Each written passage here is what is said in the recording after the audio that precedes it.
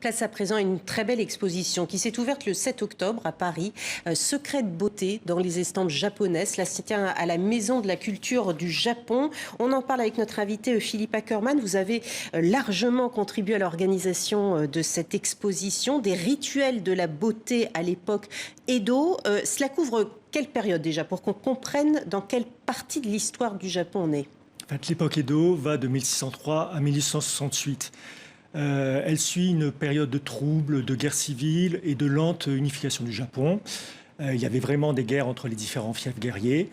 Et à l'époque Edo, donc, c'est le règne des shoguns Tokugawa qui, pendant 250 ans, donc, vont régner sur l'archipel. Ça va être une période de paix, une période pendant laquelle aussi le Japon va être complètement replié sur lui-même, très peu de relations avec les pays étrangers. Et pendant laquelle les villes vont se dynamiser, grossir, et aussi il va y avoir cette apparition de une sorte de culture bourgeoise. Ce sont donc les citadins, les commerçants, les artisans, qui vont donc s'enrichir et créer une culture propre à cette époque.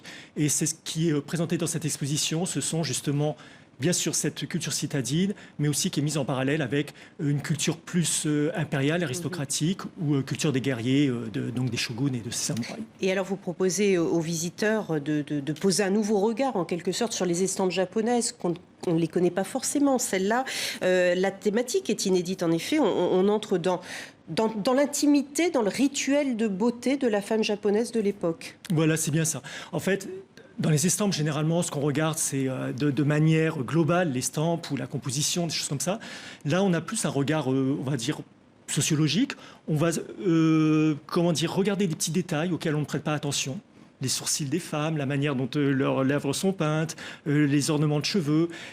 Et l'exposition montre un petit peu ces rituels de beauté. Donc ça va de la façon de se brosser les dents, se laver le visage, mais aussi de mettre le fard blanc, le rouge à lèvres, la manière aussi de se coiffer. Et ce qu'il y a d'intéressant, c'est qu'on voit que selon sa classe, parce que c'est une société qui est quand même... C'est ce que j'allais dire, ce sont des rituels qui sont extrêmement codifiés, en fait, en fonction justement de chignon que l'on porte, du poil que l'on a à bord ou pas. On sait que l'on est dans telle ou telle catégorie de sociétale, en fait. Voilà, c'est ça. En fait, il y a comme des sortes de marqueurs sociaux. C'est-à-dire que si vous avez les dents qui sont teintes en noir, ça veut dire que vous êtes une femme mariée. Avant, les dents sont blanches. Si vous avez les sourcils rasés, ça veut dire que vous avez un enfant. Après, ça va être la manière dont votre chignon. Alors en fait, l'époque d'Edo, c'est le développement de ces coiffures. Généralement, jusqu'alors, c'était vraiment les longs cheveux qui pendaient dans le dos. À partir du début de l'époque d'Edo, on commence à faire des chignons. Et il va y avoir comme ça des dizaines, voire des centaines de chignons différents et qui vont être différents. Donc, selon votre âge, mais aussi selon votre classe. Donc il n'y avait aucune liberté, en fait. Alors en fait, il y en avait peu, mais il y en avait quand même.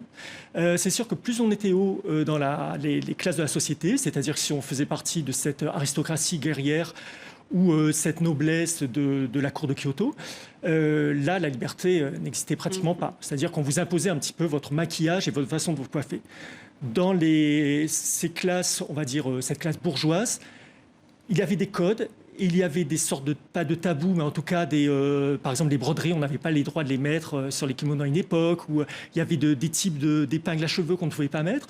Mais par contre, il y avait quand même une certaine liberté, en fait. Et justement, les femmes, malgré ces codes, malgré ces règles qui sont assez strictes, recherchaient, notamment grâce à des guides de beauté. Vous connaissez l'injonction « il faut souffrir pour être belle », on l'a souvent dit dans l'histoire des femmes, on le dit encore à nos filles aujourd'hui, en boutade, certes. Mais est-ce que vous avez l'impression que les Japonaises, à l'époque, souffraient de ces contraintes de rituels de beauté?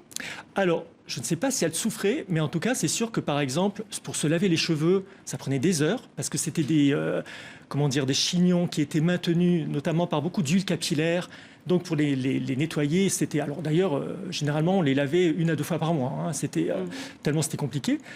Après, c'est vrai que se nettoyer les dents tous les jours, je ne sais pas si on a le temps d'expliquer un petit peu ce qu'on mettait. Pas trop, mais voilà. Mais en tout cas, entre mélange de saké, de vinaigre, de ferraille et tout ça qu'on appliquait sur les dents, c'était quand même sans doute très désagréable de faire ça tous les matins. Oui, de poudre au mercure ou de poudre au plomb, etc. pour le visage. Alors, en fait, aussi. bon, Ça va dépendre encore de son métier, de son statut. On ne se poudrait pas non plus le visage tous les jours, mais quand même beaucoup plus fréquemment que dans les époques précédentes, parce que ce qu'il y a d'intéressant, c'est qu'à l'époque d'Edo, c'est la démocratisation en fait, du maquillage. En fait. Merci beaucoup Philippe Ackermann. Et c'est une exposition donc à voir à la Maison de la Culture du Japon jusque, vous avez le temps, hein, c'est 3 mois, 4 mois même. 4 mois, 4 mois, magnifique. Jusqu'en février, début février, 4 février. Allez-y.